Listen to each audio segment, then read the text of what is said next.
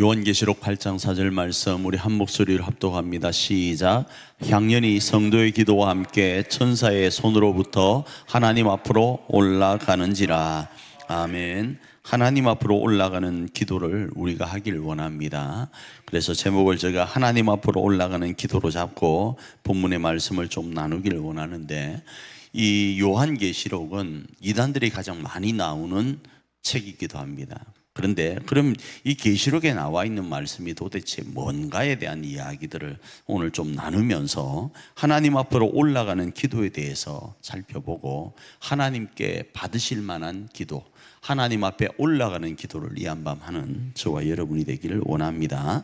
자, 먼저 오늘 요한계시록 8장 4절인데 8장 1절에 보면 일곱째 인을 떼는 장면이 나와요. 앞부분의 내용은 제가 설명은 안 하겠습니다. 여기서 인은 두 가지로 이야기를 할 수 있는데, 먼저는 인을 친다라는 단어가 성경에 등장을 해요. 인을 친다라는 단어는 짐승의 표라고 하고 있는 666과 대조되는 겁니다.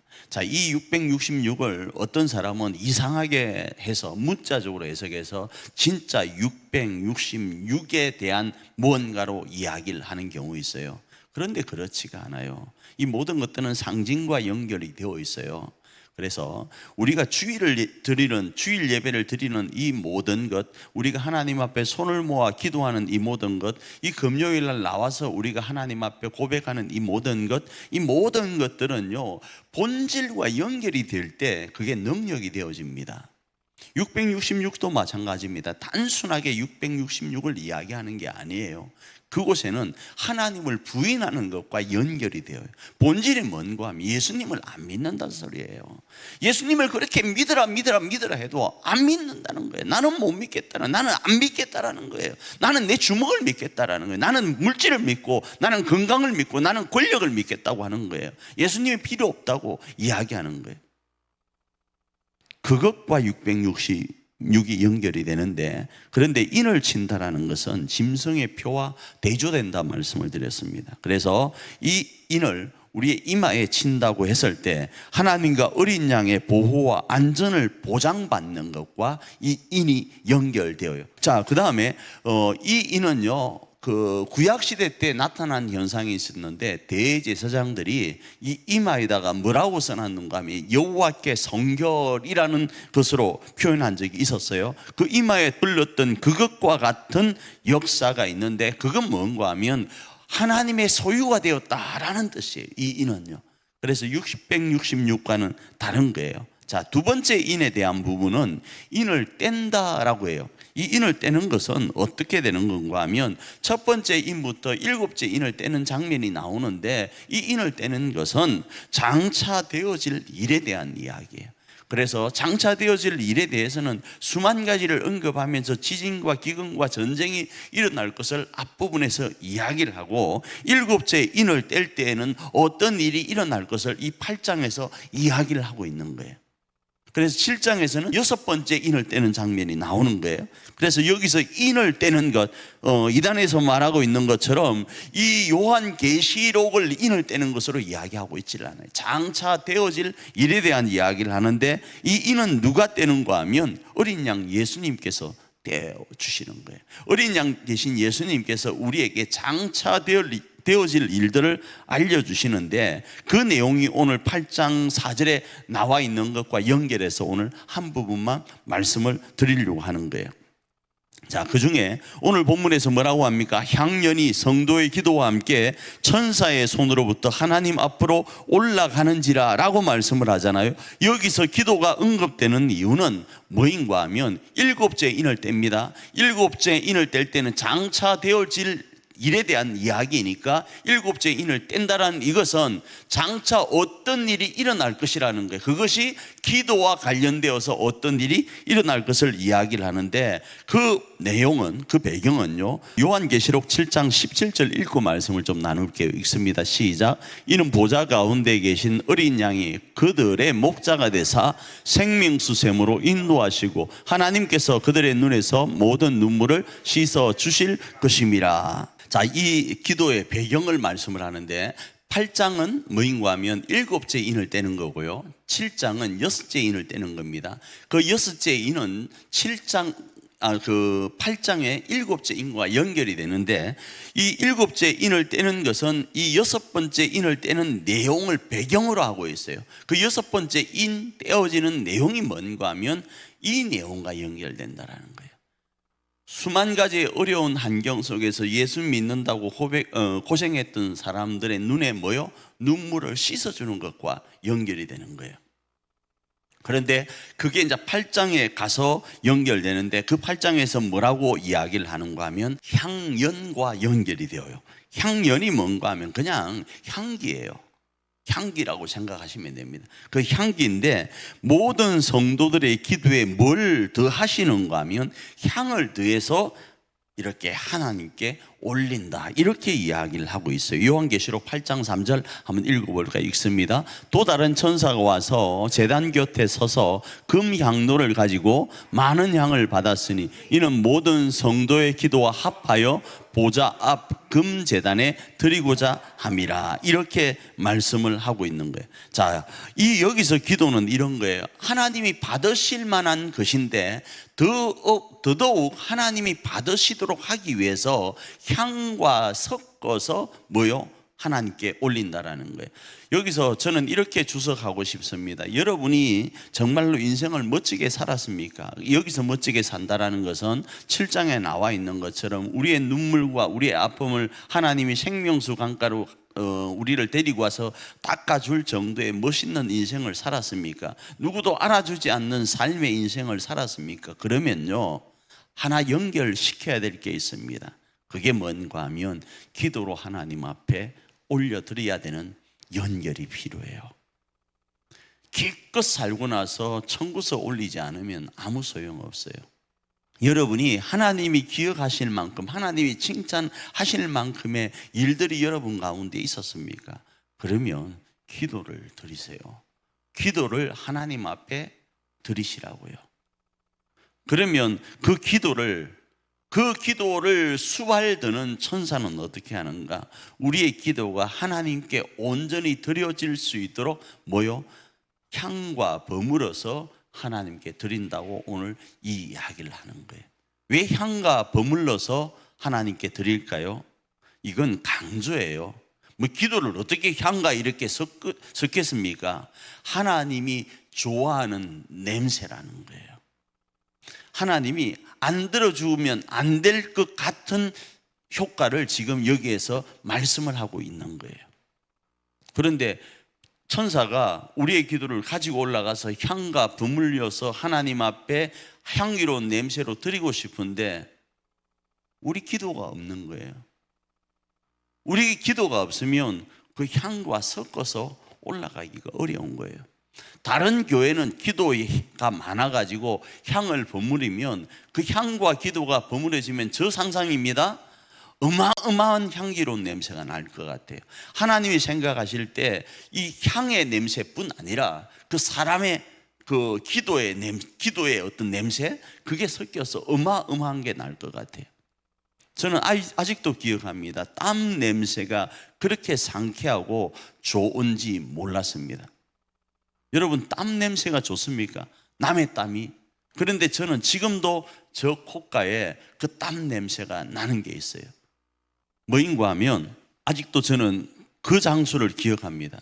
저희 어머님과 함께 동네에서 한참 올라가서 한 25분 30분 정도를, 아니다, 25분 30분이 아닙니다, 1시간 정도 못 되는 거리를 걸어가서 나무를 하러 간 적이 있었습니다. 겨울 때요. 우리가 흔히 말하는 그 소나무 이파리, 그걸 우리 동네에서는 갈비라 그랬습니다. 그 갈비를 깔꼬리 같은 걸로 긁었잖아요. 긁고 가는데, 긁으러 갈 때 어머니가 어떻게 하시는가 하면 고구마하고 김치하고 가지고 가고, 산에서 내려오는 물은 저희가 그냥 얼음을 깨워 먹어서 보편적으로 먹었어요. 그리고 어머니는 꼭 어떻게 하시는가, 머리에 수건을 이렇게 메어 가지고 가십니다. 그런데 저도 어머니를 따라서 나무를 하러 올라갔을 때 어머니가 나 고생한다고 그 수건으로 닦아줬던 냄새가 아직도 저 코에 남아 있어요. 그 어머니의 땀내 있죠. 근데 그 어머니의 땀내가 저에게는 나쁘지 않았어요. 너무 향기로웠어요. 어머니의 그 땀 냄새가요. 저는 그 생각을 해봅니다. 하나님 앞에 우리가 드리는 그 기도가요, 향과 버무러질 때는 하나님이 진짜 기뻐하는 향기, 어떤 그 향수보다 더 귀한 하나님이 받으시는 냄새라고 저는 믿어요. 그래서 이걸 저는 생각할 때마다 우리 어머니의 그 수건에서 나던 냄새요, 뒤에서 묶었다가 풀어서 저 닦아주는 냄새를 떠올려 봅니다. 하나님도 그 향기로 그보다 더 귀한 모습으로 받으시겠다라는 거예요. 그런데 이런 기도를 우리가 하나님 앞에 드리지 않으면 누구 손에다? 우리 손해인 거예요. 오늘 우리가 처절하게 살아내었습니까? 그러면 그 살아낸 만큼 하나님 앞에 기도를 올려드려야 돼요. 다시 청구서를 내밀어야 된다 이겁니다. 그러면 그 청구서를 진짜 멋있게 포장해서 하나님 앞에 올려드리는 천사가 있음을 말씀을 하는 거예요. 결국 이 향연은 올라가는 기도라는 거예요. 저 높이 계신 하나님께 올라가는 기도라고요. 저 높이 계신 하나님이 우리와 거리가 있다는 분이 아니라 저 높은 곳에서 모든 것을 주장하실 수 있는 하나님이 우리의 기도를 듣고 저 높은 곳에서 우리 가운데 응답하시겠다, 전능하심으로 응답하시겠다라는 거예요. 그래서 하나님이 기뻐하시는 바가 무언가 하면 향기가 아니라 기도예요. 그 기도를 조금 더 폼나고 멋있게 표현하기 위해서, 하나님이 진짜 받으시고 응답하신다라는 것을 이야기하기 위해서 향연이라는 단어와 향을 지금 이야기하고 있고, 그 향을 금제단에 드리고자 함이라고 하면서 그 향기가 금제단과 연결되어 있음을 말씀을 하는 거예요. 자, 그리할 때 어떤 역사가 일어나는가?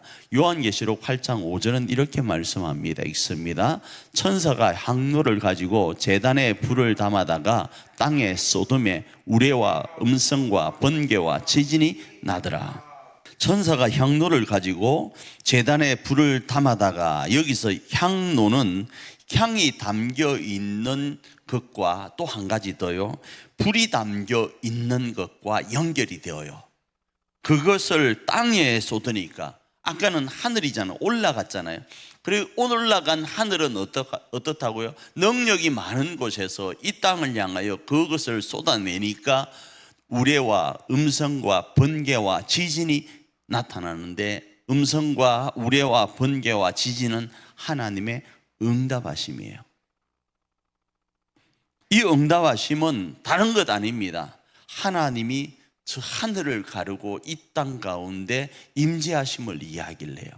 그래서 이 표현이 어디에 나오는가 하면 출애굽기 19장 16절에 나옵니다. 있습니다. 셋째 날 아침에 우레와 번개와 빽빽한 구름이 산 위에 있고 나팔 소리가 매우 크게 들리니 진중에 있는 모든 백성이 다 떨더라, 이렇게 이야기를 합니다. 왜요? 하나님이 지금 이스라엘 가운데 찾아오셨거든요.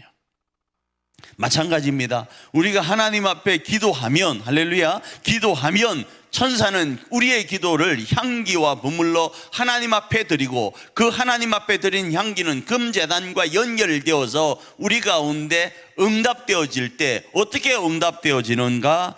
바로 우레와 음성과 번개와 지진으로 하나님의 임재하심을 보여준다라는 거예요. 그러면 되는 겁니다. 하나님이 우리 가운데 임재하시면 된다고요.